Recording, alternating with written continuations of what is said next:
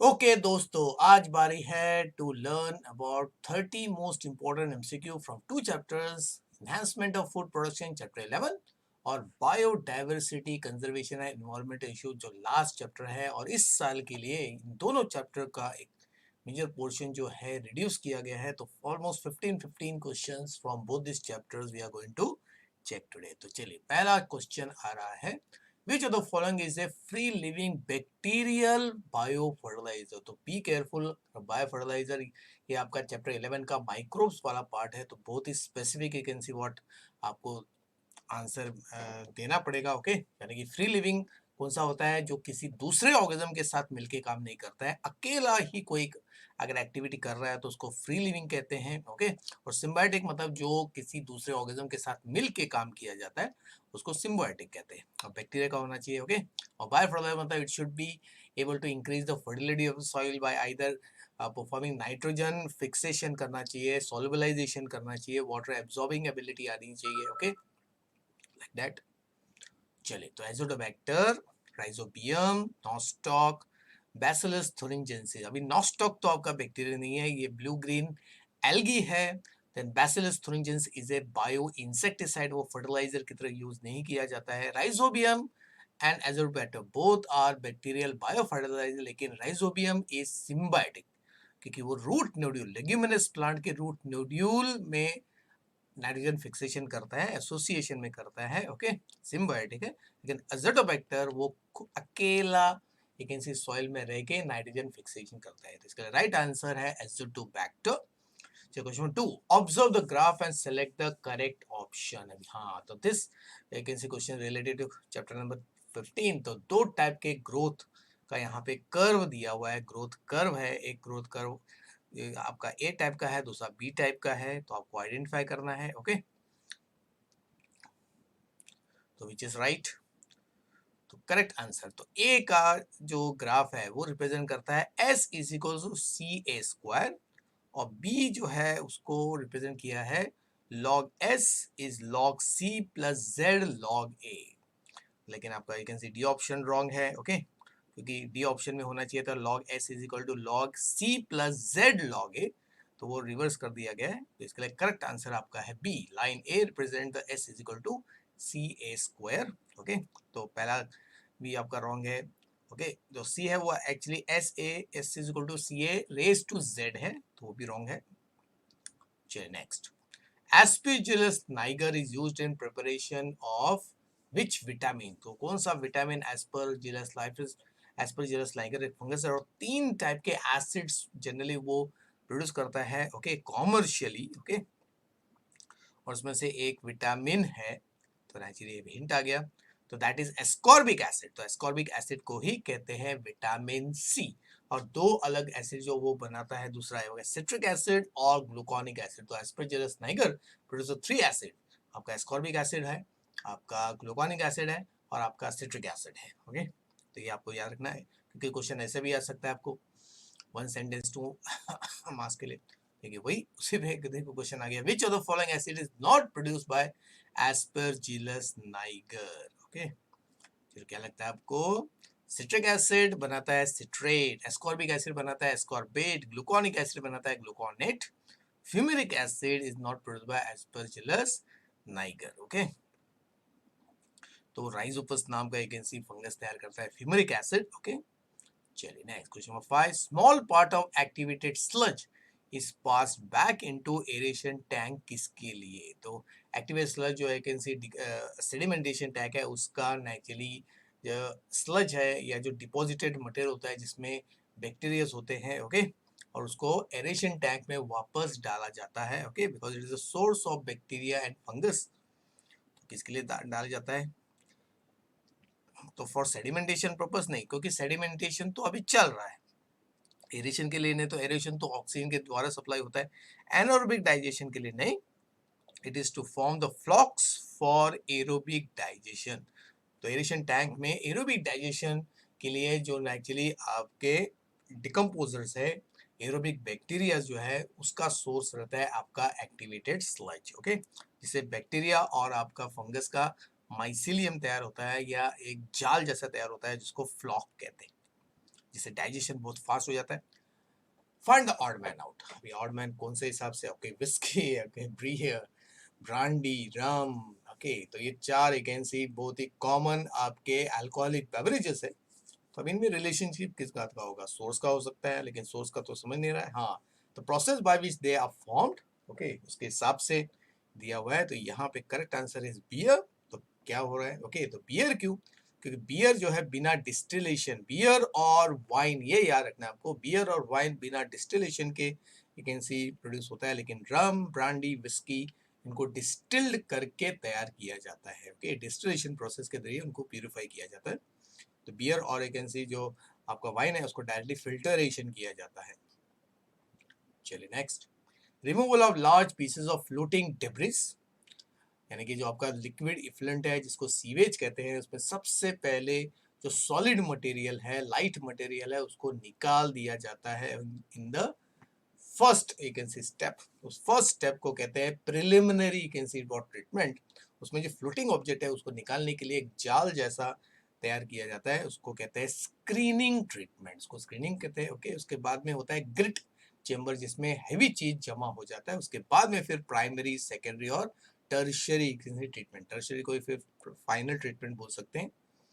चलिए question number 8, antibiotic. तो antibiotic पे क्वेश्चन आएगा, क्लोरोमाइसिटिन इज ऑब्टेन्ड फ्रॉम।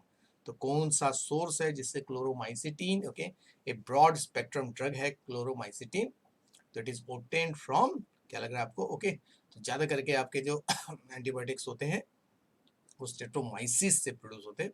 तो स्ट्रेप्टोमाइसिस वेनेजुला, उससे क्लोरोमाइसिटिन, फिर आपका एरिथ्रोमाइसिन जो है वो एरिथ्रिस से तैयार होता है। ओके, तो पेनिसिलिन क्राइसोजेनम, उससे सबसे पहला जो penicillin you can C antibiotic discover हुआ तो वो पेनिसिलियम क्राइसोजेनम से यू कैन सी डेवलप हुआ। एक और था नोटैटम। तो पेनिसिलिन के दो यू कैन सी वेराइटीज है, पेनिसिलियम क्राइसोजेनम और पेनिसिलियम नोटैटम। पॉपुलेशन डेंसिटी, अभी 15 चैप्टर का एक क्वेश्चन है, चेंजेस मेनली ड्यू टू, यानी कि पॉपुलेशन का जो घनत्व है, ओके, वो किसकी वजह से चेंज होता है? Out of the given option, पहला ऑप्शन दिखा है ओनली मोर्टेलिटी, डेथ और बर्थ से होता है, नहीं। ओके, मास माइग्रेशन से होते हैं, माइग्रेशन है स्पेलिंग मिस्टेक, सॉरी, और नेचुरल कैलेमिटी से होता है, नहीं। Okay, this is only one of the factor जिससे पॉपुलेशन डेंसिटी चेंज होता है, लेकिन चार इंपॉर्टेंट हुई इनकी वजह से अल्टीमेटली। ओके, तो चार मेन फैक्टर डेवलप होते हैं, वो है आपका mortality, death, birth, immigration and what, immigration. Okay, तो इमाइग्रेशन मतलब आउटगोइंग, इमिग्रेशन इनकमिंग पॉपुलेशन, इन चारों फैक्टर्स की वजह से पॉपुलेशन डेंसिटी जनरली चेंज होता है। तो दैट्स व्हाई जब पॉपुलेशन डेंसिटी को कैलकुलेट किया जाता है तो इन चारों फैक्टर को you can see what consider करना पड़ता है, क्योंकि मोर्टेलिटी और आपका इमाइग्रेशन से पॉपुलेशन कम होता है, नेटैलिटी और इमाइग्रेशन की वजह से, इमिग्रेशन की वजह से पॉपुलेशन इंक्रीज होता है। ओके, तो नेटैलिटी और इमिग्रेशन में से इमाइग्रेशन और मोर्टेलिटी को हम लोग निकाल देते हैं। Dash associated with plants like Azolla and Cycas can be used as a biofertilizer। तो कौन सा ऑर्गेनिज्म जो है एजोला और साइकस प्लांट के साथ एसोसिएट होता है, सिम्बायोटिक एसोसिएशन करके नेचुरली वो नाइट्रोजन फर्टिलाइज, नाइट्रोजन फिक्सेशन करता है जिससे फर्टिलिटी इंक्रीज होती है। तो बहुत ही कैन सी इंपॉर्टेंट है, वो है साइनोबैक्टीरिया एनाबेना। एनाबेना नॉस्टॉक जो है वो फ्री भी करता है, वो मिलके भी करता है, लेकिन एनाबेना जो है वो खाली सिम्बायोटिक कंडीशन में ही काम करता है। चलिए, फाइंड द राइट ऑप्शन। अभी राइट ऑप्शन यहाँ पे अभी देखिए, ये इस तरह का क्वेश्चन आपको 2 मार्क्स के लिए भी आएगा। ओके, तो यहाँ पे ए बी सी डी क्या है इसको आइडेंटिफाई करना है। हम लोग मैंने यहाँ पे इसको एक एमसी के रूप में डेवलप किया है। तो यहाँ पे क्या है, हाँ ये बहुत इंटरेस्टिंग है कि आउट ऑफ 4 वैकेंसी खाली दो, हर ऑप्शन में खाली दो ही वैकेंसी व्हाट लेबल्स को मार्क किया है। तो आपको फिर चेक करना है कि कौन से ऑप्शन में दोनों लेबल करेक्ट है। तो जरूर नहीं कि ए बी सी डी को करना है, तो होना चाहिए। तो ए पहले देख लेते हैं, ए क्या है। तो फंगस, उसके सामने लिखा हुआ है पेनिसिलिन, तो अल्टीमेटली वो फंगस है पेनिसिलियम क्राइसिजिनम।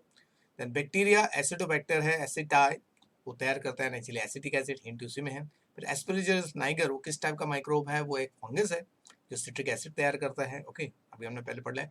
फिर यीस्ट, एक यीस्ट है जिसका नाम है, जो इथेनॉल प्रोड्यूस करता है, तो इथेनॉल प्रोड्यूस करने वाले यीस्ट का नाम है सैचरोमाइसिस सेरेविशियस। तो ओके, तो यहाँ पे देखिए हो सकता है कि दोनों टर्म में से कोई एक टर्म राइट होगा, तो आप इमीडिएटली मार्क नहीं कीजिए, दोनों टर्म राइट होने चाहिए। जैसे ए पेनिसिलियम क्राइसोजम करेक्ट है, लेकिन सी बैक्टीरिया नहीं है, वो फंगस होना चाहिए। ओके, फिर बी में ए पेनिसिलियम क्राइसोजेनम है और बी है एसिटिक एसिड, ये करेक्ट है। ओके, तो ये हमारा राइट आंसर है। तभी बाकी देखते हैं।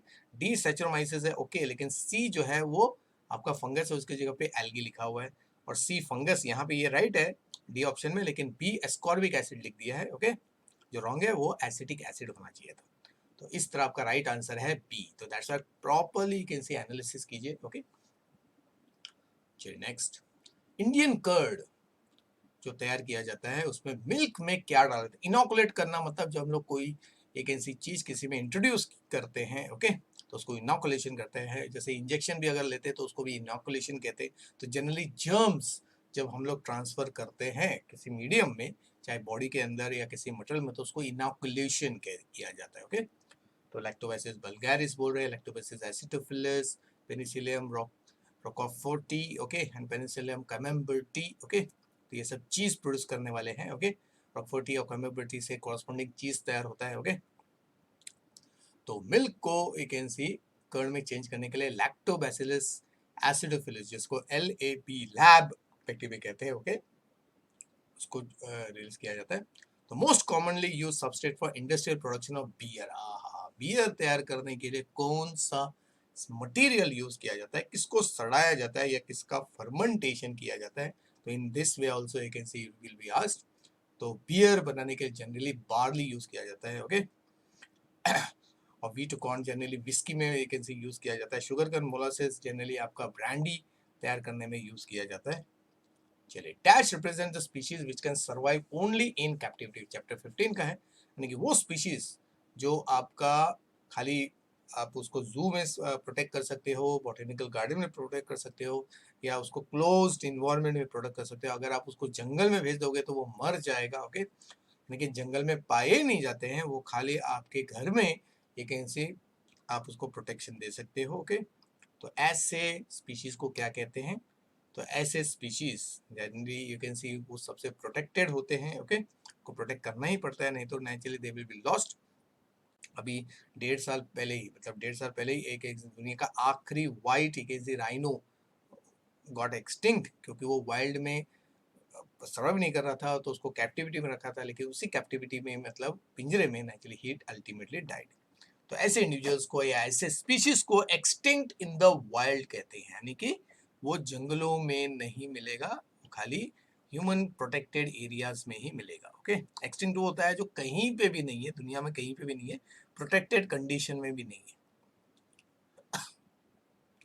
चलो, ethanol is commercially produce through the species of. Ethanol मतलब आपका इथाल अल्कोहल। ओके, तो सबसे मेजर इंडस्ट्री जो है अल्कोहल का, ओके, वो आपका इथाल अल्कोहल प्रोडक्शन है, जो फ्यूल के लिए में यूज किया जाता है, एज ए सॉल्वेंट के लिए यूज किया जाता है, और नेचुरली अल्कोहलिक बेवरेजेस में यूज किया जाता है, मेडिसिन में, कफ सिरप, बहुत सारे सिरप्स में अल्कोहल यूज किया जाता है। ओके, चलिए, तो कौन सा है नेचुरली हमको मालूम है, सैचरोमाइसिस सर्वियसियस। तो एकदम सिंपल है, सैचरोमाइसिस आंसर।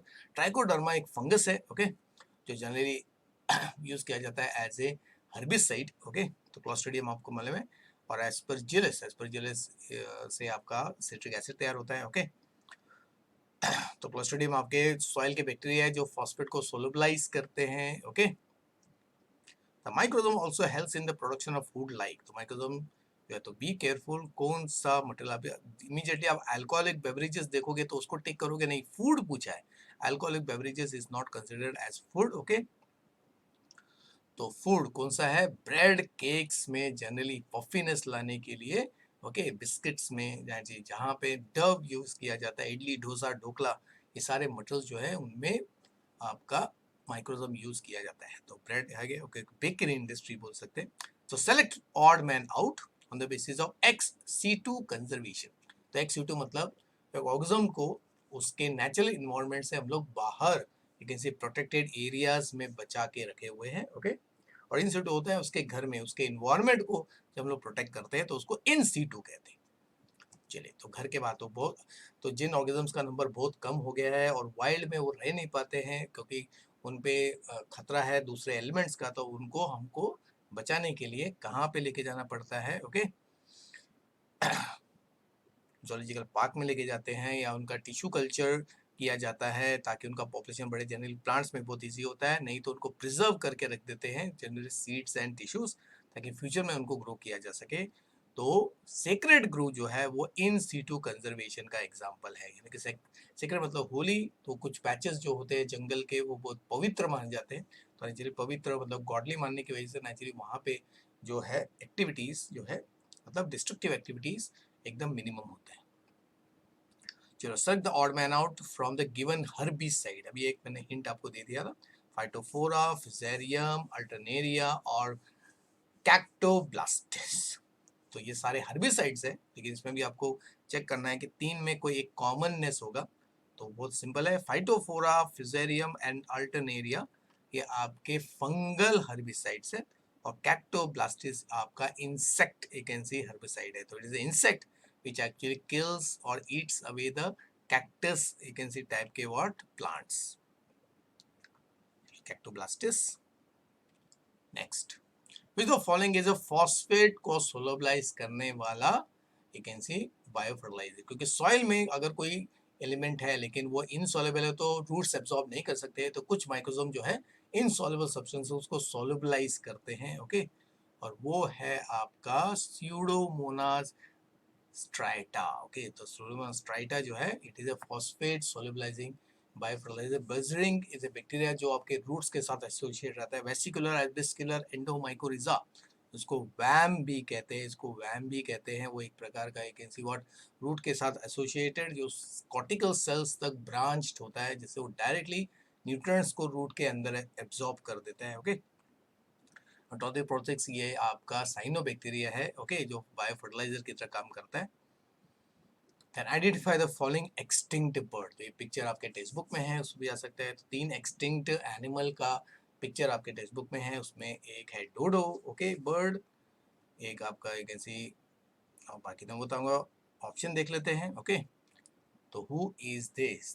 तो ये सारे जो आपके बर्ड्स यहाँ पे दिख रहे हैं ये सब एक्सटिंक्ट हो चुके हैं। किंग एम्यू, वार्बलर, डोडो जो सबसे पहले एक ऐसी बहुत ही फेमस बर्ड था, और ये जो बर्ड आपको दिख रहा है ये है, ध्यान से देखेंगे, it is a passenger you can see what pigeon.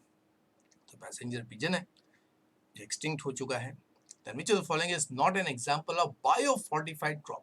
अब बायोफोर्टिफिकेशन मतलब एक ऐसा तरीका जिससे नेचुरल तरीके से, नहीं तो आपका आर्टिफिशियल तरीके से, मतलब जेनेटिक इंजीनियरिंग करके हम लोग क्रॉप्स के यानी कि जो फूड प्रोवाइड करते हैं उनका न्यूट्रिएंट लेवल बढ़ा देते हैं एक या एक से ज़्यादा। तो उनको कहते हैं फोर्टिफाइड होना, इनरिच्ड होना। ओके, बायोलॉजिकल तरीके से, नेचुरल तरीके से ना। तो नॉट एन एग्जाम्पल। मतलब विटामिन ए इनरिच राइस है, उसी को गोल्डन राइस कहते हैं। फिर मेज में ट्वाइस लाइसिन रहता है, अमीनो एसिड। ओके, और सिंगल सेल प्रोटीन ये तो आपका एक प्रकार का यू कैन सी फूड है जो कि, तो कुछ सेल्स जो होते हैं उनको ग्रो किया जाता है which is a good source of protein, protein कहते हैं। तो ये बायोफोर्टिफाइड क्रॉप नहीं है। Vitamin C enrich bitter gourd is a biofortified you can see what crop. तो single cell protein is the right answer. चलिए नेक्स्ट, wheat, उसका variety है Atlas 66 has a high content of, तो again it is an example of your biofortified you can see crop। और wheat atlas 66 is used as a donor, यानी कि अगर wheat के नए varieties बनाना है तो उसमें से एक पेरेंट एटलास 66 को यूज किया जाता है, क्योंकि it is excellent you can see source of protein. तो उसमें प्रोटीन की मात्रा बहुत ज्यादा, जनरली व्हीट जितने भी आपके सीरियल ग्रेन्स है उसमें आपका जनरली कार्बोहाइड्रेट का प्रोपोर्शन ज़्यादा होता है, लेकिन एटलास 66 में प्रोटीन का प्रोपोर्शन ज़्यादा है। ओके, तो उसको प्रोटीन का अच्छा सोर्स कह सकते हैं। चलिए 23, which of the following factor will favour species diversity, यानी कि इनमें से, इन चारों में से एक फैक्टर ऐसा है कि अगर ये फैक्टर हमने डेवलप कर लिया, इसको अचीव कर लिया, तो उससे वहाँ पे स्पीशीज यानी कि वैरायटी ऑफ दूसरे प्लांट्स एनिमल्स जो हैं वो बढ़ सकते हैं। फॉरेस्ट कैनोपी मतलब जंगल का पूरा, बड़े बड़े जो पेड़ होते हैं जंगलों में उससे एक अम्ब्रेला टाइप तैयार हो जाता है, उसको कैनोपी कहते हैं। इन्वेजिव स्पीशीज मतलब फॉरेन स्पीशीज जब एक पर्टिकुलर इन्वायरमेंट में आते हैं। ग्लेशिएशन मतलब ग्लेशियर होना।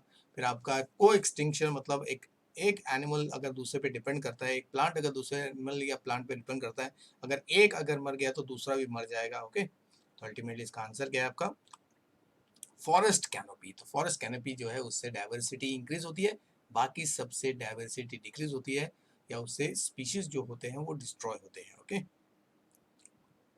Then Saccharomyces cerevisiae is used to produce an enzyme. तो एंजाइम यूज किया जाता है, ओके, फ्रॉम Saccharomyces cerevisiae से एक्सट्रैक्ट किया जाता है, और ये enzyme generally you can C sucrose को डाइजेस्ट करता है, जिसको कहते हैं इनवर्टेज, उसको सुक्रेज भी कहते हैं, ओके। तो इसी से फिर ग्लूकोज तैयार होता है। चलिए, this is not the step of biogas production. तो बायोगैस प्रोडक्शन के 3 स्टेप्स है। तो सबसे पहले जो इनसॉल्युबल मटेरियल को सोलुबलाइज किया जाता है, बाद में एसिड फॉर्मेशन होता है, बाद में मीथेन फॉर्मेशन होता है। लेकिन हाँ, reduction phase is not present in biogas production. तो हाइड्रोलाइसिस के बाद एसिडोजेनेसिस और फिर मीथेनोजेनेसिस, ओके। तो हाइड्रोलाइसिस को सोलुबलाइजेशन भी कहते हैं, ओके। चलिए next, species of dash is involve in चीज फॉर्मेशन। तो अभी मैंने शुरुआत में भी एक क्वेश्चन देखा था, तो इसमें से एक जो स्पीशीज है उससे स्पेशल टाइप के चीज बनते हैं, वो आपका है फंगस। और इसमें से 2 फंगस है, एक तो एक्चुअली 3 फंगस है। सैचरोमाइसिस भी है, वो यीस्ट है, एस्परजिलस भी है, पेनिसिलियम। लेकिन कौन सा फंगस है? We have got penicillium, okay. Next, identify the structure involve in nitrogen fixation. Okay, ये डायग्राम आपको पहले तो आइडेंटिफाई करना है। This is the TS of root, this is the TS of root. ये रूट है लेगुमिनस प्लांट का। इसके एक साइड पे आपको टेंगुल जैसा दिख रहा है, स्पेलिंग दिख रहा है, ये है आपका रूट नोड्यूल है ये, ओके।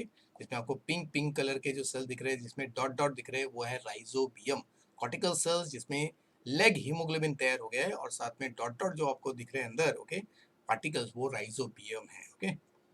तो एरो से भी नेचुरली आपको पार्ट्स पूछ सकते हैं, लेकिन यहाँ पे स्ट्रक्चर बोला है जो इंपॉर्टेंट है, वो है रूट नोड्यूल। चलिए next question, match the column. Okay, first column में अल्टीमेटली एक स्पीशीज का नाम है, वैरायटी ऑफ प्लांट और एनिमल, और दूसरे कॉलम में उसका नेचुरली बहुत प्रॉपर्टी दिया हुआ है या फीचर दिया हुआ है, या किस टाइप का स्पीशीज है वो दिया हुआ है, ओके। चलो आपको मैच करना है।